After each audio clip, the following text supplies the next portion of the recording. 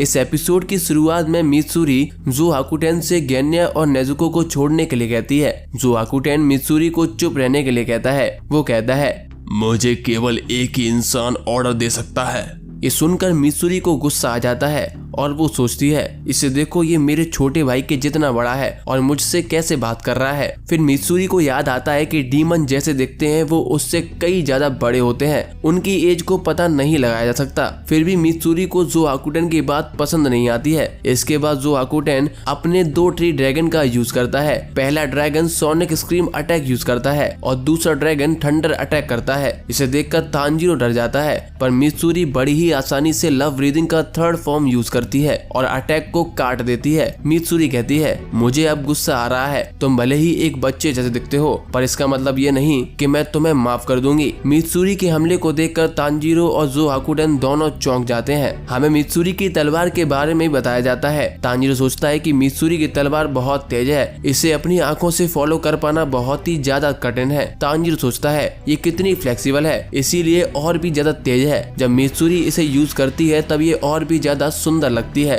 जो हाकुटेन लगातार अपने ट्री ड्रैगन से मित्सुरी पर हमला करता है, पर मित्सुरी हर एक ट्री ड्रैगन के हमले को बेकार कर देती है। जो हाकुटेन सोचता है ये तो बहुत तेज है। इसके बाद वो अपना ब्लड डीमन आर्ट यूज करता है, जिससे वहाँ पर बहुत सारे ट्री ड्रैगन आ जाते हैं। मित्सुरी उन्हें देखकर थोड़ा डर जाती है। हम देखते हैं कि तांजीरो को पेड़ दिखता है जिसमें हानटेंगू की रियल बॉडी कैद होती है। तांजीरो उस मेन बॉडी की तरफ भागने लगता है। हम आगे देखते हैं कि मित्सुरी सोचती है क्या वो अकेले ये सब हैंडल कर सकती है, और सारे ट्री ड्रैगन को काटते हुए जो हाकुटेन की गर्दन को पकड़ लेती है। उसको लगता है कि अब जो हाकुटेन नहीं बचेगा और ये लड़ाई अब खत्म हो जाएगी। ये देखकर तांजीरो सोचता है कि मित्सुरी कितनी तेज है, पर ये अब बुरा हुआ। मित्सुरी जो हाकुटेन की गर्दन काटने का ट्राई करती है, पर तांजीरो मित्सुरी को चिल्लाकर बताता है इसकी गर्दन को काटने से कुछ नहीं होगा, हमें इसकी मेन बॉडी की गर्दन को काटना होगा। ये सुनकर मित्सुरी थोड़ा डरते हुए सोचती है क्या उसने एक गलत फैसला ले लिया है। तभी जो हाकुटेन कंप्रेस्ड साउंड वेव अटैक करता है। ये हमला इतना जोरदार होता है कि मित्सुरी जमीन पर गिर जाती है।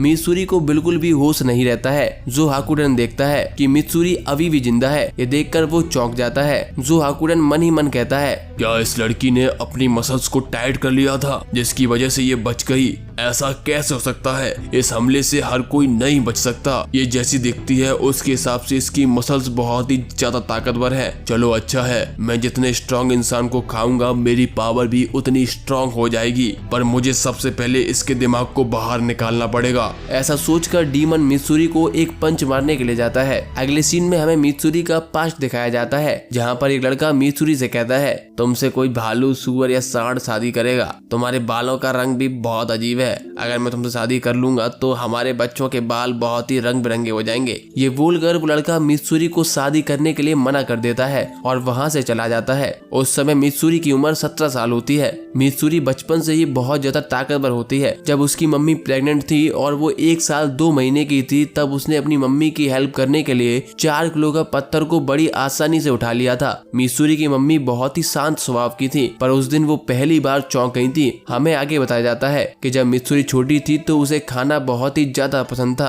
उसने 3 सुमो रेसलर को खाने के मुकाबले में हरा दिया था। यहाँ तक कि मित्सुरी ने उन्हें पंजे लड़ाने के मुकाबले में भी हरा दिया था। मित्सुरी के पिताजी मित्सुरी से कहते हैं तुम्हारी मसल्स डेंसिटी बाकी लोगों की तुलना में काफी ज्यादा है, पर मित्सुरी जैसे जैसे बड़ी होती है तो उसे एहसास होता है कि वो बाकी लड़कियों से काफी अलग है। एक दिन मित्सुरी उदास होते हुए अपनी मम्मी से पूछती है क्या मेरी शादी कभी हो पाएगी? मैं दूसरों की तुलना में ज्यादा स्ट्रॉन्ग हूँ, ज्यादा खाती हूँ, मेरे बालों का रंग भी बहुत अजीब है। मित्सुरी के पिता मित्सुरी से कहते हैं कोई बात नहीं, तुम हमेशा हमारे साथ रह सकती हो। मित्सुरी की शादी टूटने के बाद मित्सुरी खुद की सच्चाई को छुपाने का फैसला करती है। उसके बाद मित्सुरी अपने बालों पर डाई लगाती है। यहाँ तक कि मित्सुरी खाना भी कम कर देती है, जिसकी वजह से मित्सुरी थोड़ी कमजोर सी दिखने लगती है। मित्सुरी ने खुद को कमजोर दिखाने के लिए कई सारे झूठ भी बोले थे, जिसकी वजह से उसकी फैमिली भी चिंता में आने लगी। उसके बाद एक आदमी मित्सुरी से शादी करने के लिए मान जाता है, पर मित्सुरी सोचती है क्या ये सही है? वो ऐसे अपनी पहचान छुपाकर पूरी जिंदगी नहीं रह सकती। क्या ऐसी कोई जगह नहीं है जहाँ पर वो लोगों की हेल्प करने के लिए कुछ कर सकती है? क्या ऐसी कोई जगह है जहाँ उसे अपनी सच्चाई छुपानी ना पड़े?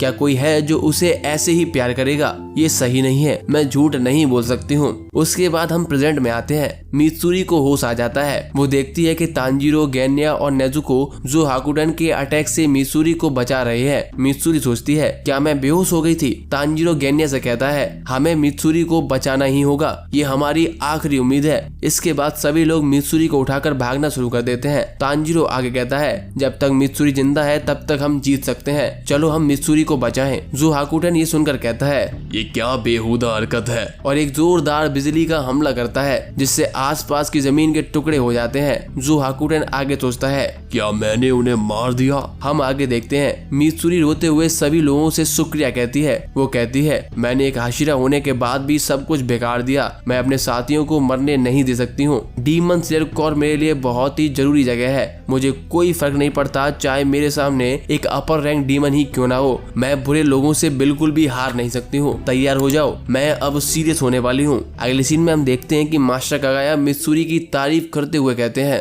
तुम्हें अपनी ताकत पर गर्व होना चाहिए, तुम्हें भगवान के द्वारा चुना गया है। जो लोग तुम्हें बुरा भला कहते हैं वो तुम्हारी पावर से जलते हैं। ये सुनकर मित्सुरी रोते हुए मास्टर को शुक्रिया कहती है और अपने माता पिता को इतनी स्ट्रांग बॉडी देने के लिए शुक्रिया कहती है। मित्सुरी सोचती है सभी लोगों ने मुझे डीमन स्लेयर कोर में स्वीकार किया है। जब भी मैं लोगों को डीमन से बचाती हूँ तो सभी लोग मेरी तारीफ करते हैं, मुझे शुक्रिया कहते हैं। हमें आगे दिखाया जाता है कि सरपेंट हाशिरा इगुरो मित्सुरी को एक पेयर सॉक्स भी गिफ्ट करता है। ये देखकर मित्सुरी शर्मा जाती है। मित्सुरी इगुरो से कहती है मैं इन्हें बहुत अच्छे से संभाल कर रखूंगी। इस पर इगुरो कहता है इसकी कोई जरूरत नहीं है, अगर ये फट जाएंगे तो मैं तुम्हें दूसरे दे दूंगा। ये सुनकर मित्सुरी खुश हो जाती है। अब हम वापस से प्रेजेंट में आते हैं। मित्सुरी कहती है क्या एक लड़की का इतना स्ट्रांग होना सही नहीं है? मैंने हमेशा से अपनी ताकत को छुपा कर रखा है क्योंकि मैं नहीं चाहती थी कि लोग सोचें कि मैं एक इंसान हूँ या नहीं हूँ। मैं अपनी पावर से डरी हुई थी पर और नहीं। मित्सुरी तांजीरो की बात को याद करती है और अपनी तलवार को कसकर पकड़ लेती है।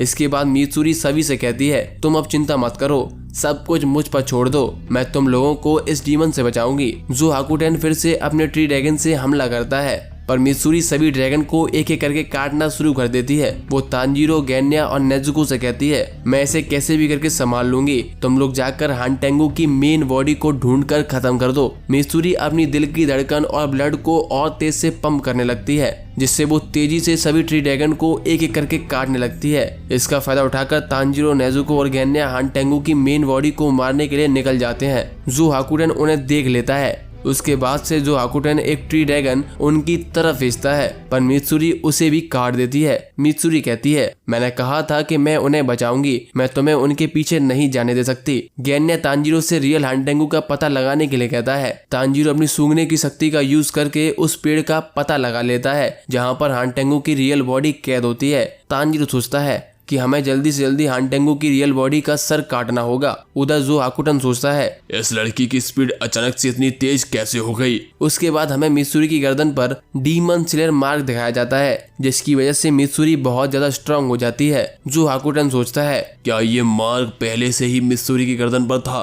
वो चिंता पर पड़ जाता है और सोचता है इस लड़की की वजह से मैं अपने ड्रैगन उन लोगों तक नहीं पहुंचा पा रहा हूँ। ठीक है, थोड़ी देर में ये थक जाएगी क्योंकि इंसान हमेशा नहीं लड़ सकते हैं, इंसानों की एक लिमिट होती है। मित्सुरी भी सभी डीमंस को काटते हुए कहती है मैंने तुमसे कहा था मैं तुम्हें नहीं जाने दूंगी और तुम कहीं नहीं जाओगे। दूसरी तरफ तांजीरो, नेजुको और गेन्या एक पेड़ तक पहुंच जाते हैं जहां पर हानटेंगू की मेन बॉडी छुपी होती है। वो पेड़ तांजीरो, नेजुको और गेन्या को हवा में ले जाता है जिसकी वजह से उन्हें पेड़ पर चढ़ने में परेशानी हो रही होती है। इसके अलावा वो अपनी तलवार का भी यूज नहीं कर पाते हैं। इसके बाद गेन्या अपने दांतों से पेड़ को काटने लगता है। ये देखकर तांजीरो चौंक जाता है। तांजीरो गेन्या से कहता है ऐसा करके तुम्हारा पेट खराब हो जाएगा। हमें आगे गेन्या की पावर बताई जाती है। गेन्या अगर किसी डीमन को खा ले तो थोड़ी देर के लिए गेन्या उस डीमन की पावर को यूज कर सकता है। गेन्या जितने पावरफुल डीमन को खाएगा गेन्या उतनी ही आसानी से खुद को हील कर पाएगा और उतना ही पावरफुल होता जाएगा। हमें दिखाया जाता है कि गेन्या पेड़ को बीच में से काट देता है, जिससे पेड़ का ऊपरी हिस्सा जमीन पर गिर जाता है। तांजीरो पेड़ को काटने का ट्राई करता है, पर पेड़ की टहनियां तांजीरो पर हमला करने लगती हैं। इसके बाद नेजुको अपना ब्लड डीमन आर्ट यूज करती है, जिससे पेड़ जलने लगता है। उसके बाद Tanjiro Hinokami Kagura flame dance का यूज करता है और उस पेड़ को काट देता है। वो सभी लोग पेड़ के अंदर देखते हैं, पर उन्हें हानटेंगू की मेन बॉडी नहीं दिखाई देती है। वो लोग अपने आसपास देखना शुरू कर देते हैं, जहां पर तांजीरो को रियल हानटेंगू भागता हुआ दिखाई देता है। तांजीरो उसे चिल्लाकर कहता है, तुम अपनी जिम्मेदारियों से भाग नहीं सकते हो। तुमने जो भी बुरे काम किए हैं तुम्हें उनकी जिम्मेदारी लेनी होगी। मैं तुम्हें तुम्हारे गुनाहों की सजा जरूर दूंगा। रियल हानटेंगू को भागते हुए एक चेहरा दिखता है जो उससे कहता है, तुमने जो भी किया है तुम्हें उसकी जिम्मेदारी लेनी होगी। तुम एक बहुत बड़े झूठे आदमी हो। रियल हानटेंगू कहता है, जब से मैं पैदा हुआ हूँ मैंने कभी भी झूठ नहीं बोला है। मैं एक अच्छे स्वभाव का कमजोर और डरपोक इंसान हूँ। किसी को मेरे लिए हमदर्दी नहीं है। ऐसा सोचकर रियल हानटेंगू रोते हुए भागने लगता है। तांजीरो और नेजुको भी उसका पीछा करने लगते हैं। तभी गेन्या पेड़ को उठाकर रियल हानटेंगू की तरफ फेंकता है और कहता है, बहुत सड़ीक है। पर इससे हानटेंगू बच जाता है। नेजुको भी हानटेंगू पर अटैक करती है। इसी के साथ ये एपिसोड खत्म हो जाता है।